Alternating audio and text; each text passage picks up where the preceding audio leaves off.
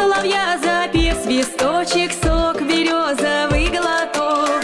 Тишины послушать волю по тропинке в лес густой, поболтать с березкой вдоволь про него и про любовь.